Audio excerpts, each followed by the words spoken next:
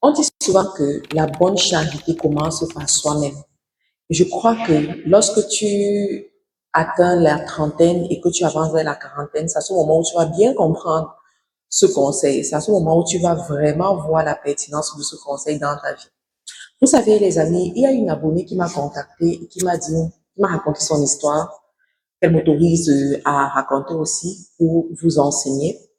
L'histoire, c'est qu'elle est arrivée aux États-Unis pendant plus de 10 ans. Et pendant ce temps-là, elle épargnait de l'argent pour faire venir ses petits frères, ses petites sœurs.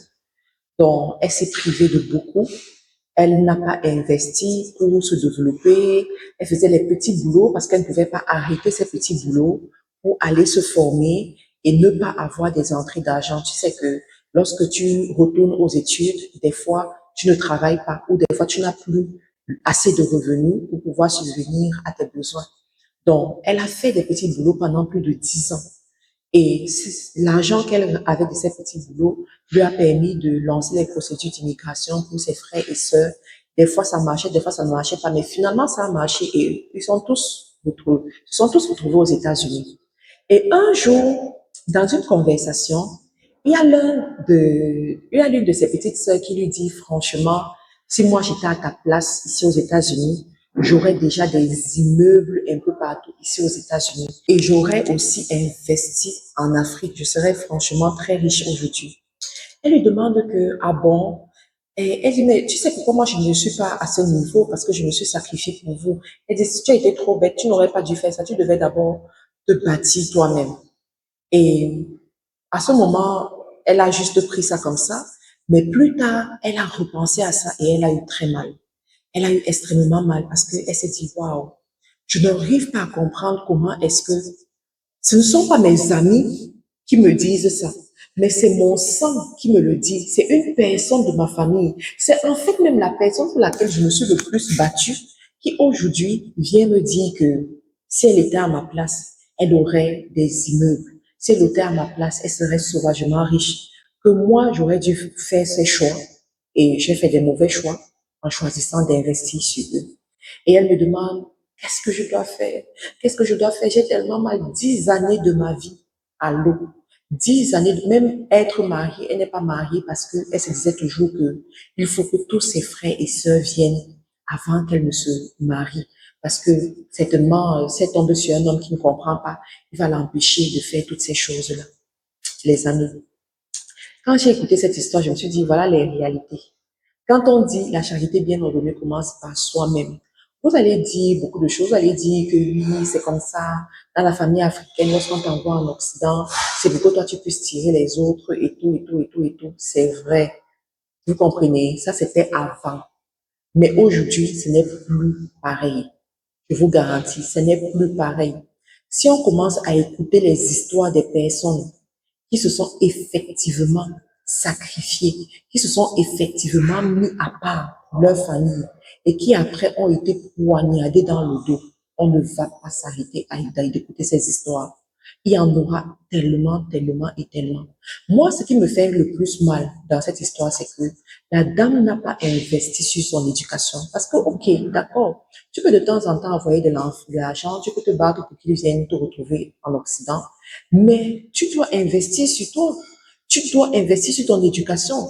Tu es arrivé aux États-Unis avec des petits diplômes, voilà. Tu n'as jamais fait un diplôme américain. Tu n'es jamais retourné aux études. Tu n'as jamais investi sur toi. Entre-temps, le temps est passé. Comment est-ce que tu fais? Comment est-ce que tu fais? Le temps est passé. Et si, supposons même que tu tombes malade, comment est-ce que tu vas faire? Parce que l'être humain est foncièrement ingrat. Tu as des gens, tu vas te battre pour eux. Tu vas sacrifier ta vie. Tu vas te mettre à part.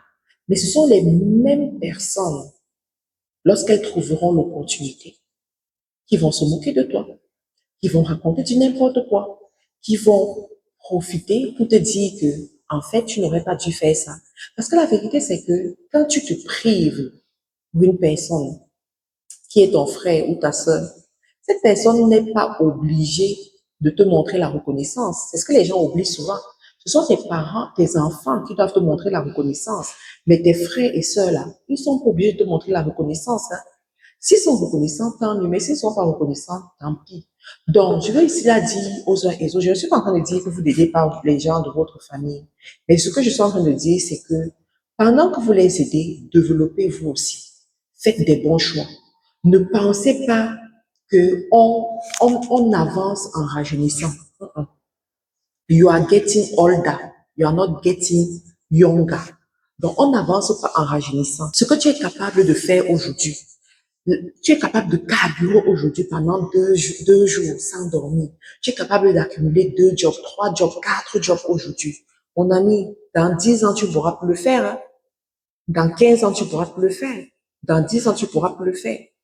Mais il se trouve que dans 5 ans, dans 10 ans, dans 20 ans, tu auras des nouveaux besoins. Tu auras des nouveaux postes de dépenses qu'il faut satisfaire à ces dépenses. Donc, si tu n'as pas investi en toi, augmenter tes connaissances, investir dans des business, développer des entreprises, investir dans l'immobilier, faire des choses, ben, tu n'auras que tes yeux pour pleurer. Tu n'auras que tes yeux pour pleurer. Donc, je vais attirer l'attention à toutes ces personnes qui choisissent de se battre pour leurs frères et sœurs. La Bible dit que tu dois honorer ton père et ta mère et t'occuper d'eux lors de leurs vieux jours. Mais elle ne te dit pas que tu dois prendre tes frères et sœurs en charge. Et je veux parler aussi à ces frères et sœurs qui aiment être des sensus, qui aiment qu'on s'occupe d'eux. Je vais vous dire, l'époque est révolue. Ça ne fonctionne plus comme ça. Si vous êtes des adultes en bonne santé, alors votre vie financière est votre responsabilité. Je vous parle dans les yeux. Si vous êtes des adultes en bonne santé, votre vie financière est votre responsabilité. Si vous choisissez la paresse, vous choisissez la médiocrité, vous choisissez la procrastination, eh bien, supportez les conséquences de vos choix. Supportez les conséquences de vos choix. L'autre ne doit pas devenir, en fait, votre frère ne doit pas devenir un parent pour vous. Ça n'a pas de sens. Ça n'a pas de sens. Nous sommes dans un monde où les choses sont devenues de plus en plus difficiles. Tu ne peux pas être en train de te battre pour ta tête et te battre encore pour 10 autres personnes qui sont des adultes comme toi. Des fois même qui te dépassent en âge. C'est pas possible. Donc, à un moment donné, il faut mettre les points sur les i et que chacun prenne ses responsabilités en main. OK? Donc, les amis, je vous remercie. Dites-moi qu'est-ce que vous en pensez en commentaire. Est-ce que vous avez vécu ce genre de situation et comment est-ce que vous avez fait quand vous vous êtes retrouvés dans ce genre de situation?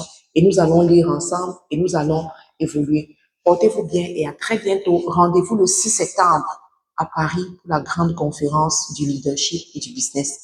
À très bientôt. Nous vous donnons rendez-vous ce 6 septembre 2025 à l'hôtel Marriott, situé en plein cœur de Paris pour une conférence exceptionnelle sur le leadership et le business. Nous aurons le plaisir d'accueillir des leaders d'opinion tels que Marthe Karinjakou, Lady Sonia, des conférenciers influents, des entrepreneurs visionnaires qui partageront leurs stratégies, leurs expériences et leurs perspectives sur l'avenir du business. Au programme, des panels inspirants, des ateliers interactifs et des opportunités de réseautage inestimables. Rejoignez-nous pour explorer les tendances actuelles en matière de leadership, découvrir des stratégies innovantes et échanger avec des experts de renom. Réservez votre place dès maintenant et préparez-vous à transformer votre vision du leadership.